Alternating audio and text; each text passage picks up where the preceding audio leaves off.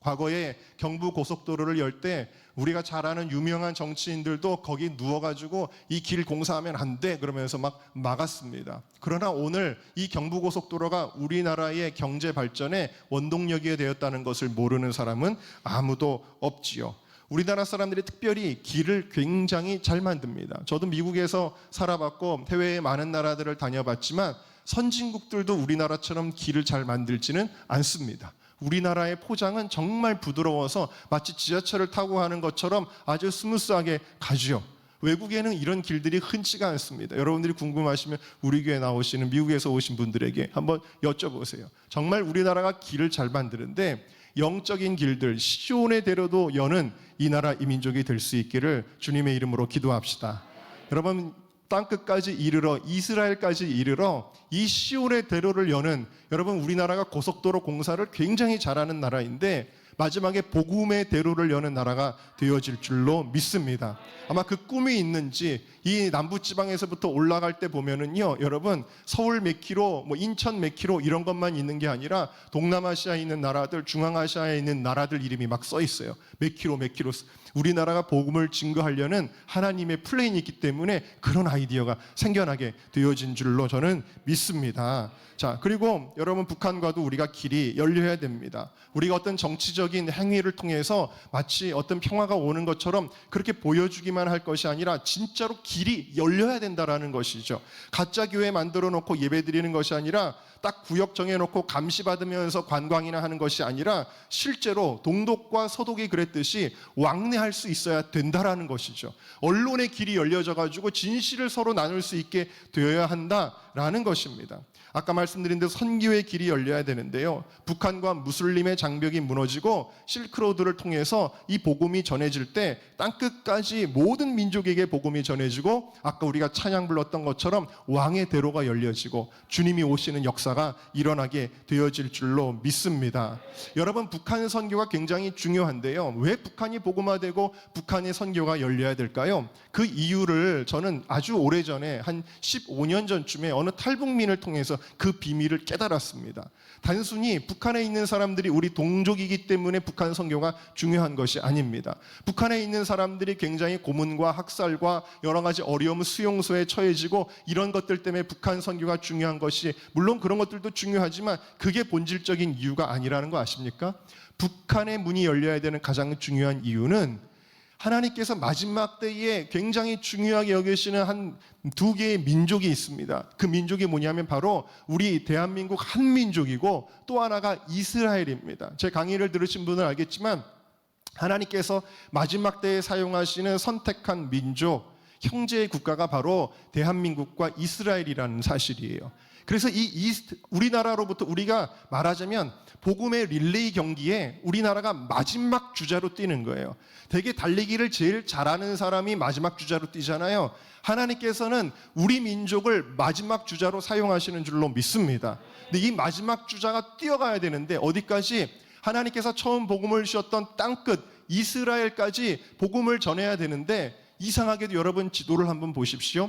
가장 기독교를 박해하는 나라들, 오픈도어스에서 매년 10개 이상의 기독교 박해 국가들의 순위를 매기는데, 여러분 1등부터 10등까지의 그 국가들의 순위를 보세요 한번. 그러면 가장 기독교를 박해하는 나라가 어디에 있는지 아십니까? 우리나라를 둘러싸고 있고 이스라엘을 둘러싸고 있습니다. 마귀도 하나님의 계획을 알고 있는 거예요. 그래서 이스라엘의 주변에는 이란이라든지 많은 중동의 아랍 국가들이 이 이스라엘로 복음이 들어가지 못하도록 무슬림의 견고한 진으로 둘러싸고 있는 것입니다. 그런데 세계에서 기독교를 제1등으로 박해하는 나라, 매년 1등으로 랭크되는 나라가 어디냐면 바로 북한입니다.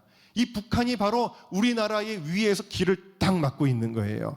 그래서 북한의 장벽이 무너지고 북한의 우상체제가 무너지고 북한의 문이 열리게 되면 어떤 일이 일어나느냐? 복음을 향한 길이 열리게 되어진다라는 사실입니다. 우리 청년들이 이번에 부산으로 선교 여행을 이제 가게 될 텐데, 제가 기도하는 중에 마음에 감동이 있어서 우리 청년들을 이제 흔히 얘기하는 거짓순례라고 하나님의 인도하심을 받아서 이제 선교하는 훈련차 가게 되는데, 여러분 우리 청년들이 나중에는 이제 마스터에다가 짐 때려 넣고 거기다가 기타 싣고 드럼 싣고 그리고는 어디로 가는 거냐면 북한을 지나서 몽골로 갈 수 있고 중앙아시아로 갈 수 있고, 그리고 계속해서 나중에는 어디까지 갈 수 있냐면은 저 유럽까지도 갈 수 있고, 저 이스라엘까지도 차로도 갈 수 있는 것입니다. 할렐루야.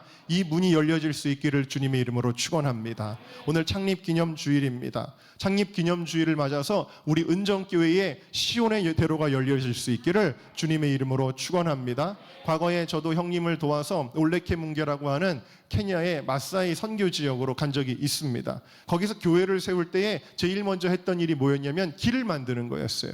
그 아프리카에 뭐 길이 되어 있지 않으니까 큰 도로로부터 교회까지 길을 열기 위해서 모든 가시덤불들을 낫으로 다 베가지고 길을 먼저 만든 후에, 길을 만들어야 물자를 싣고 갈 수가 있거든요. 벽돌이든지 시멘트든지 가지고 갈 수가 있거든요. 그래서 길을 먼저 열어야 교회가 세워질 수 있었어요. 우리 은정교회 부흥의 역사가 이 길을 통해서 나타날 수 있기를 주님의 이름으로 축원합니다. 여러분, 시온이라고 하는 곳이 어떤 곳이죠? 예루살렘 성전이 있는 곳이 바로 시온이고, 바로 이 시온은 무엇의 의미냐면 하나님의 임재의 상징이다라는 것입니다. 시온의 대로가 있다는 것은 뭘 의미하냐면 하나님과의 관계가 뚫려 있다라는 거예요.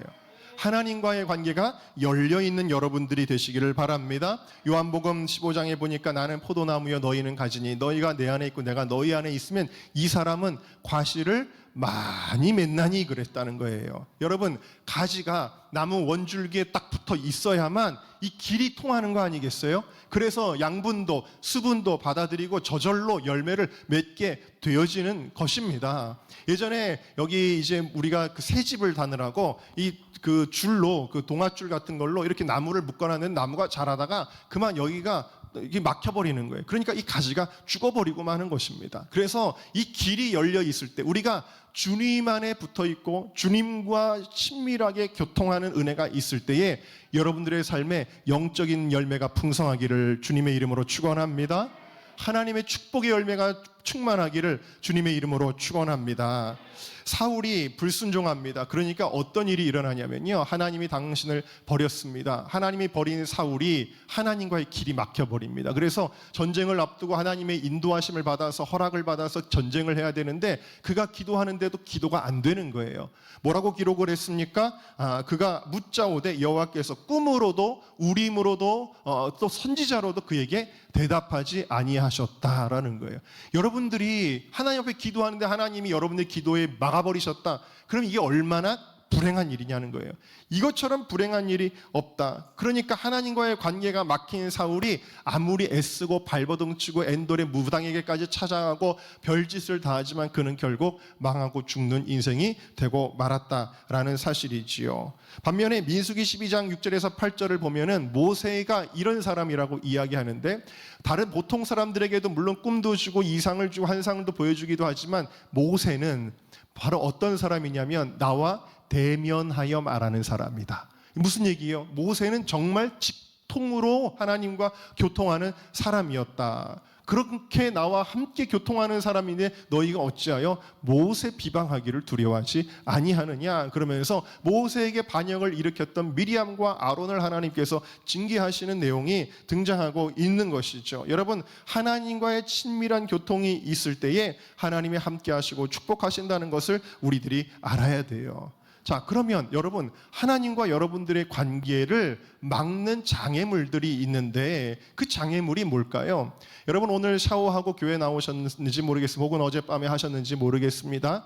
여러분, 제가 얼마 전에 샤워를 하는데 자꾸 욕조가 밑에가 막히는 거예요. 그래서 너무 물이 빨리빨리 내려가지 않으니까 샤워를 하다 보면 물이 차올라가지고 어느새 발목을 넘어가는 거예요. 그게 너무 불편하잖아요. 근데 이걸 해결하려고 슈퍼에서 이걸 뭐 녹이는 약 같은 걸 사다가 아무리 해도 잘 안 되더라고요. 결국에는 관리사무소에 전화를 해서 거기 직원분들이 오셨습니다.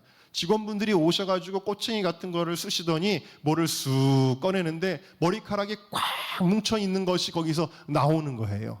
이 머리카락 꽉 뭉쳐 있는 거를 빼내고 나니까 그 다음에 어떻게 됐을까요? 물이 샥 하고 내려가게 되는 것입니다. 얼마나 편리하게 되었는지 모른다라는 거예요. 여러분, 하나님과 우리 사이에 이 머리카락처럼 꽉 막혀 있는 것이 과연 무엇일까요? 이사야 59장이 우리에게 알려주고 있는데 같이 읽어보겠습니다. 시작. 여호와의 손이 짧아 구원치 못함도 아니요 귀가 둔하여 듣지 못하심도 아니라 오직 너희 죄악이 너희와 너희 하나님 사이를 내었고 너희 얼굴을 가리워서 너희를 듣지 않으시게 함이니. 자, 하나님과 우리 사이의 머리카락 같은 게 뭐예요?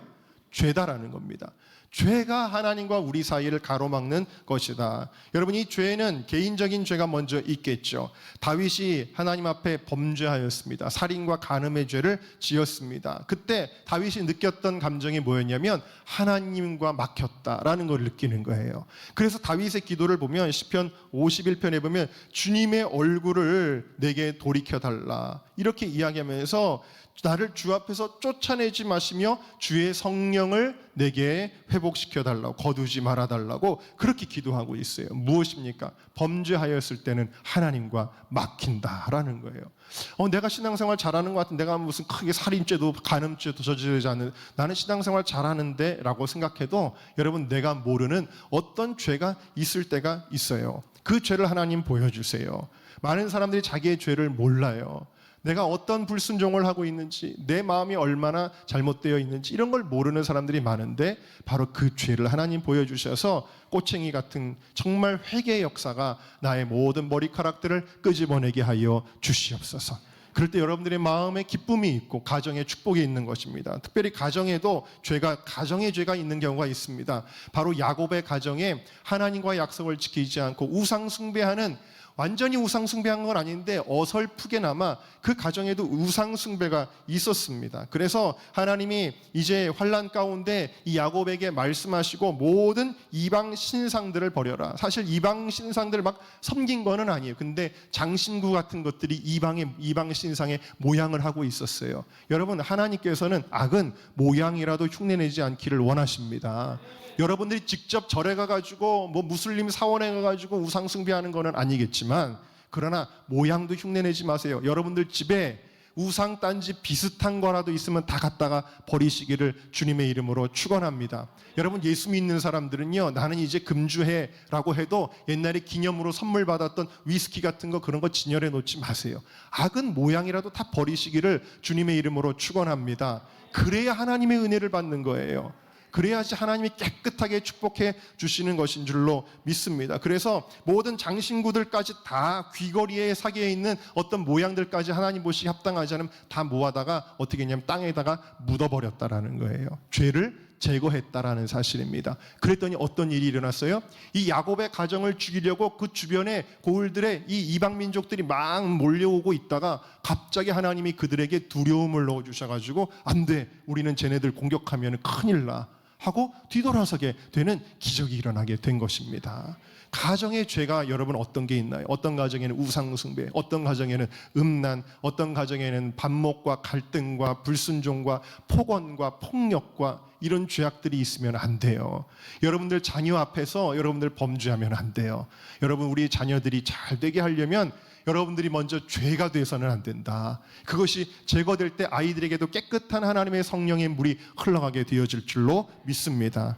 우리의 신앙 공동체도 마찬가지입니다. 이스라엘이 가나안 정복의 탄탄대로를 걷는 것 같았습니다. 하나님이 요단강을 건너게 하시고, 또 여리고성을 7바퀴 돌 때에 여리고성을 무너뜨려 주시고, 탄탄대로가 열리는 것 같았는데 아이성 전투에서 참패하게 되어지고 그들의 마음이 녹아지게 되어졌습니다. 하나님, 어쩜 이럴 수가 있어요? 우리를 여기까지 끌고 와가지고 하나님, 왜 내 삶을 고통스럽게 하세요? 내 삶이 왜 이렇게 힘들어요? 우리가 원망하듯이 이스라엘 백성들의 여호수아가 하나님을 원망하고 있었어요. 그랬더니 하나님이 뭐라 그랬냐면, 나를 원망할 것이 아니라 너희들 안에 죄가 있기 때문이다 그러셨어요. 그 죄가 뭐였냐면, 하나님과의 약속을 어기고 아간이 이 여리고성의 모든 것들을 다 불태워버려야 되는데, 다시 말하면 번제로 하나님 앞에 드려야 되는데, 그러지 않고 몰래 금덩이, 은덩이, 그리고 좋은 모피 코트 이런 것들을 몰래 훔쳐가지고 숨겨놓은 거예요. 사람들은 몰랐는데 하나님은 보신 것입니다. 그래서 아간을 잡아오고 아간의 가족에게 속한 모든 것들을 다 돌로 쳐서 죽인 후에 그 죄가 제거되고 나니까 하나님이 아이성의 전쟁에 승리를 주셨다라는 사실을 우리는 성경을 통해 발견할 수가 있습니다. 여러분, 하나님과의 대로가 회복될 때 여러분들이 기도하는 모든 것들이 현실 속에서 응답되어질 줄로 믿습니다. 여러분, 시온의 대로라고 하는 것은 미래지향적인 길이에요. 다시 말하면 비전의 길이다라는 것입니다. 뭐 과거를 돌아보는, 여러분 길은 과거지향적이지 않죠. 여러분 운전하실 때에 뒤로 거꾸로 오신 분 계세요? 고속도로에서 뒤로 갈 수 있나요? 길은 어떻게 하는 거예요? 앞으로 가는 거예요. 길은 앞으로 가는 것이다. 목표를 향해서 나아가는 것이다. 바로 하나님이 주시는 꿈과 비전을 가진 자가 복이 있는 줄로 믿습니다.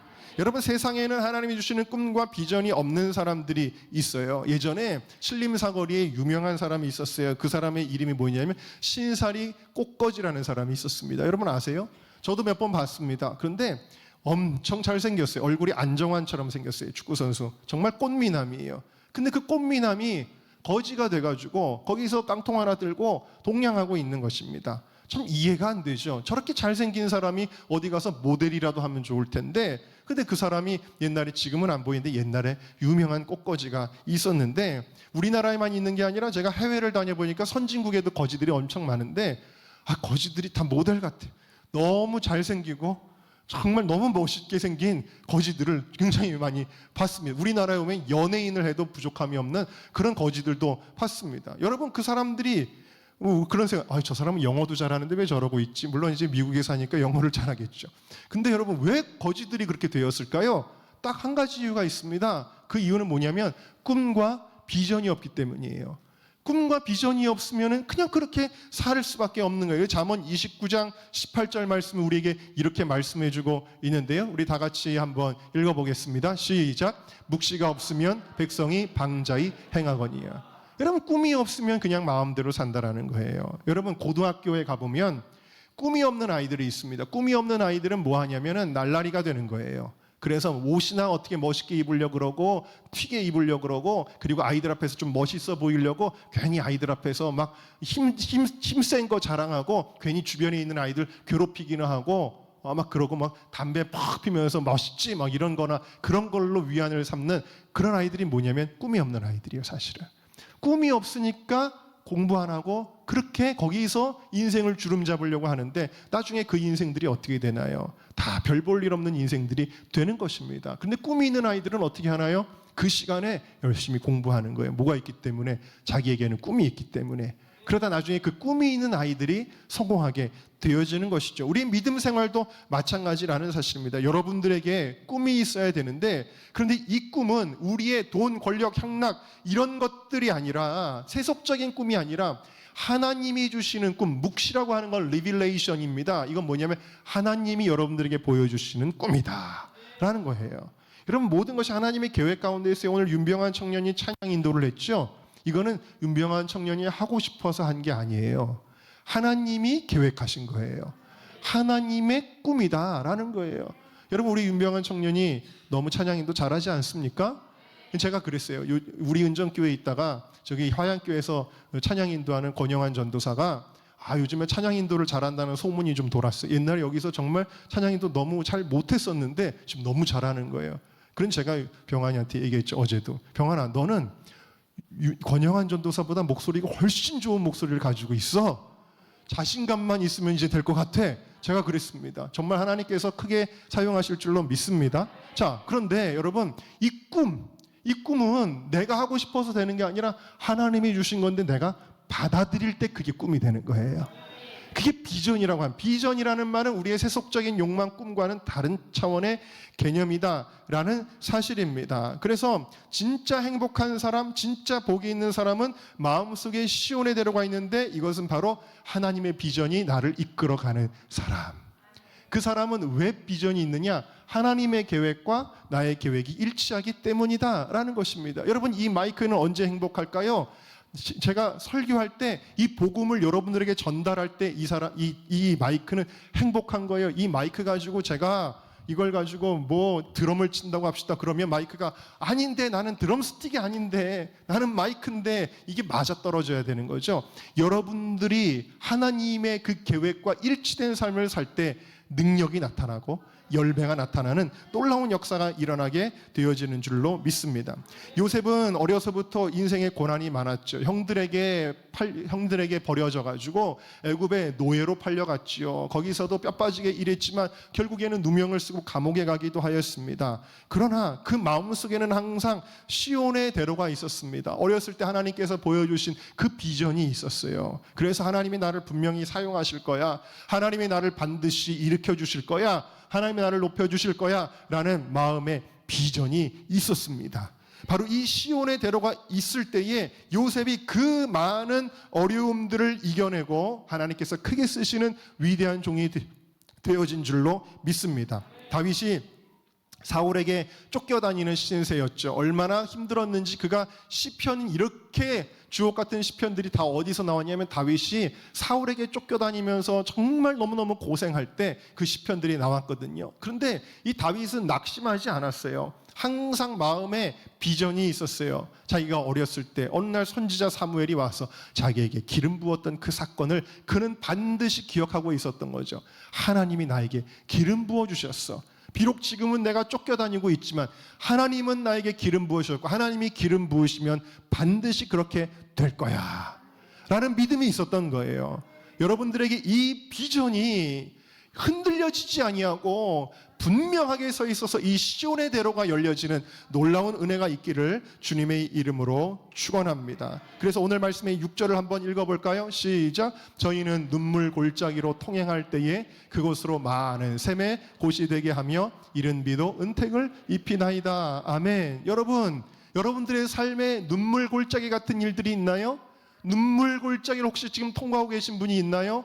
그런데 시온의 대로가 있는 사람들은 이 눈물조차도 샘이 되게 하신다.